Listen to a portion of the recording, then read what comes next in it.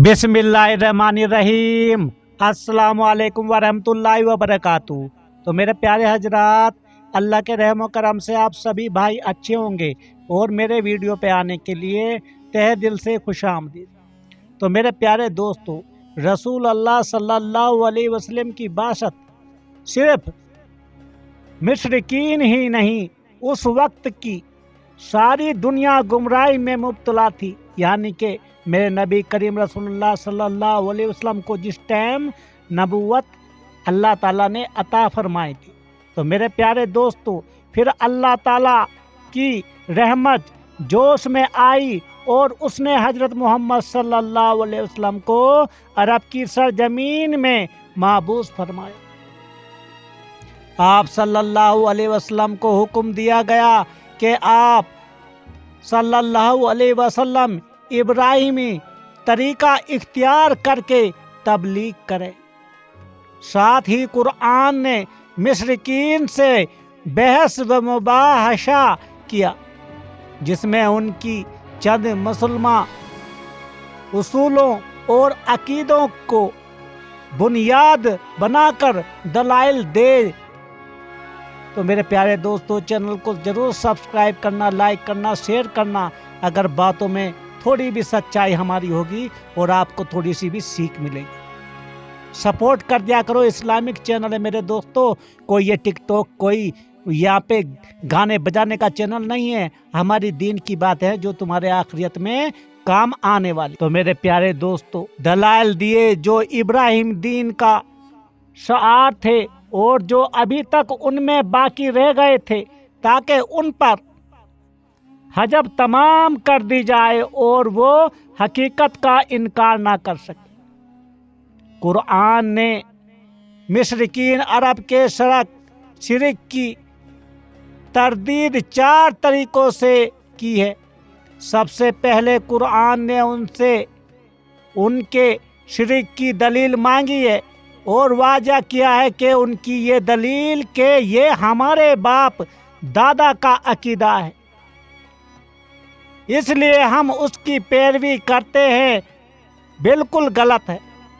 बल्कि उनके आबाए वाजिद का असल अकीदा तो तौहीद का अकीदा था, जिसे अब वो भुला चुके हैं।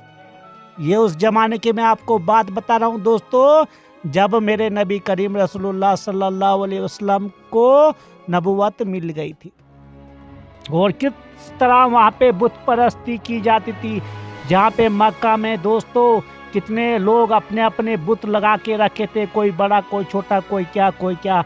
लेकिन मेरे नबी रसूलुल्लाह सल्लल्लाहु अलैहि वसल्लम ने मक्का जब फतेह किया, सबसे पहले उन्हीं को तोड़ा। तो कुरान ने ये वजाहत भी की कि जिन बंदों को वो अल्लाह ताला के शरीक समझते हैं, उनमें और अल्लाह ताला में कोई बराबरी या मुशाबत नहीं है। इबादत के लायक सिर्फ अल्लाह ताला की ज़ात है, किसी और की इबादत जायज़ नहीं।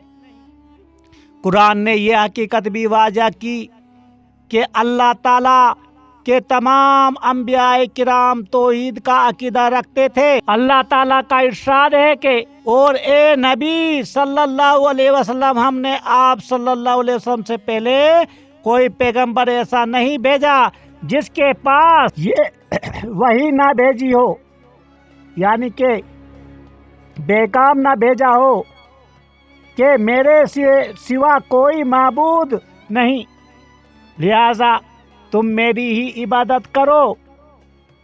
कुरान ने वाजा कर दिया कि बुतों की हैसियत इंसानों के मुकाबले में बहुत पुस्त और हकीर है। मेरे प्यारे हजरात, ये मेरे नबी रसूलुल्लाह सल्लल्लाहु अलैहि वसल्लम का फरमान था दोस्तों, जो अल्लाह ताला ने उन्हें बताया कि इन कौम वाल को समझाओ, क्योंकि ये वो जमाना था दोस्तों जहाँ पे खाली बुत परस्ती का बहुत तेजी से आगाज बढ़। और जब ही मेरे नबी रसूलुल्लाह सल्लल्लाहु अलैहि वसल्लम को अल्लाह ताला ने नबूवत अता की, ये इंसानियत की तौहीन है कि वो पत्थर के टुकड़ों को अपने माबूद और खुदा समझ कर उनकी पूजा करते हैं। मेरे प्यारे दोस्तों, ये अल्लाह को बिल्कुल पसंद नहीं। याद रहे कि یہ دلیل صرف اس قوم کو دی گئی جو بتوں کو خدائی کا درجہ دیتی تھی۔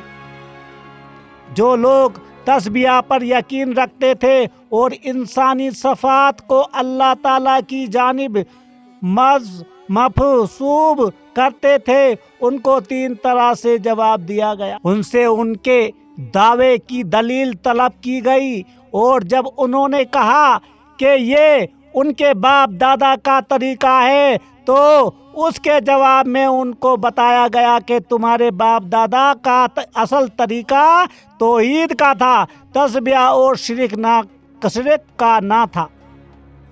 یعنی کہ اللہ تعالیٰ نے انہیں وہ جو تمہارے جو نبی تھے، جو دادا تھے، ان کو بتایا گیا تھا اللہ تعالیٰ ایک ہے اور وہ شرک سے نفرت کرتا ہے، تو اس کو سمجھایا گیا کہ ان کے عقیدے سے تو یہ ثابت ہوتا ہے کہ باپ اور بیٹا ایک جیسے ہوں، جبکہ خالق اور مخلوق ایک جیسے نہیں ہیں، تو وہ آپس میں برابر کیسے وہ گئے، اور کوئی مخلوق اپنے خالق کی شریک کیسے بن گئی۔ یہ سمجھنے کی بات ہے دوستو، کوئی بھی جو مخلوق جو اللہ تعالیٰ نے بنائی ہے وہ اپنے مالک کی کیسے دوستو شریک نہیں بن سکتی۔ یہی ان کو قرآن میں سمجھایا گیا۔ انہوں نے سمجھایا گیا کہ جن چیزوں کو وہ اپنے لیے ناپسند کرتے تھے اور معیوب سمجھتے ہیں، ان کو اللہ تعالیٰ کی طرف سے محسوب کرنا کون سی عقل مندی ہے۔ تم اپنے لیے بیٹوں کی پیدائش کو برابر سمجھتے ہو، مگر اللہ کے لیے بیٹیاں تجویز کرتے ہیں اور کہتے ہو کہ فرشتے اللہ کی بیٹیاں ہیں۔ یہ کیسے ہو سکتا ہے میرے پیارے حضرات؟ اے نبی صلی اللہ علیہ وسلم، اللہ تعالیٰ فرماتے ہیں، اے نبی صلی اللہ علیہ وسلم، آپ مشرکین سے پوچھیں کہ کیا اللہ کے لیے بیٹیاں ہیں اور ان کے لیے بیٹے؟ مشرکین میں سے جو لوگ تعریف ہی کو اصل حقیقت سمجھتے ہوئے تھے، ان کو قرآن نے 2 طرح سے جواب دیا۔ ایک یہ کہ ان کے جو عقائد اور اعمال ہیں وہ ان کی اپنی ایجاد ہے، ان کے باپ دادا کا طریقہ ان سے بالکل مختلف تھا۔ میرے پیارے دوستو، یہ میں عرب کی بات بتا رہا ہوں۔ جب میرے نبی کریم رسول اللہ صلی اللہ علیہ وسلم کو نبوت ملی تو دوسرے ان کو آگاہ کیا گیا کہ وہ جن چیزوں کا اعتقاد رکھتے ہیں اصل میں ان کی کوئی حقیقت نہیں، یعنی کہ بت پرستی، بلکہ وہ سب غیر معصوم انسانوں کی من گھڑت باتیں ہیں جن کا دین سے کوئی تعلق نہیں۔ میرے پیارے حضرات، وہ خالی بت پرستی میں لگے ہیں، جس کو چاہے جیسا مرضی بت بنا کے، اور وہ پوچھتے تھے نبوت سے پہلے میرے آقا کی جب نبوت سے پہلے وہ بہت برا حال تھا عرب کا دوست۔ مشرکین کے اس تصور کو کہ حشر و نصر اور آخرت کوئی چیز نہیں ہے، درج ذیل دلائل سے روکیا گیا۔ ایک دلیل یہ دی گئی ہے کہ دیکھو، جس طرح خشک اور مردہ زمین بارش سے دوبارہ زندہ اور سرسبز و شاداب ہو جاتی ہے، اسی طرح زندگی دوبارہ پیدا ہو سکتی ہے۔ جیسے اللہ تعالیٰ مردہ زمین کو زندہ کرتا ہے، اسی طرح وہ مردہ انسان کو بھی ایک دن زندہ کر دے گا۔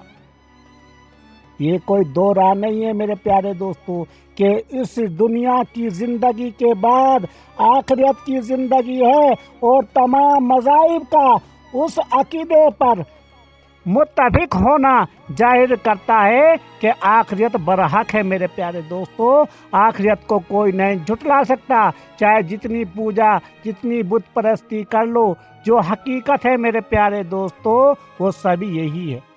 नबुव्वत व रिसालत के बारे में मुशरिकीन ने जो एतराजात किए हैं कुरान में, उन सब के अलग अलग जवाबात दिए गए हैं मेरे प्यारे दोस्तों। तो इसलिए मेरे प्यारे दोस्तों, हकीकत यही है, यही हकीकत है मेरे प्यारे हजरात। कयामत भी आएगी और जो समझते हैं कि ये पूजा परस्ती से हम कुछ कर लेंगे, हम और हमारे जो है हमारे दादा परदादा हमारी सिफारिश करेंगे, ऐसे नहीं होने वाला मेरे प्यारे दोस्तों। जब भी आखिरतुल जमान मेरे नबी करीम रसूलुल्लाह सल्लल्लाहु अलैहि वसल्लम को अल्लाह ताला ने इस दुनिया में आखिरतुल जमान दोस्तों पैगंबर बना के भेजा और उनको बता दिया कि इनको कह दो कि आखिरकार मेरे पास ही तुम आओगे, क्योंकि मैं मुर्दे को जिंदा कर दूंगा। ये नहीं कि दूसरा जन्म होगा, बस मैं मुर्दे को जिंदा करूंगा और फिर मैं तुम्हारी पकड़ होगी। तो अल्लाह ताला हमें नेक अमाल करने की खूब तौफीक अता फरमाया, आमीन।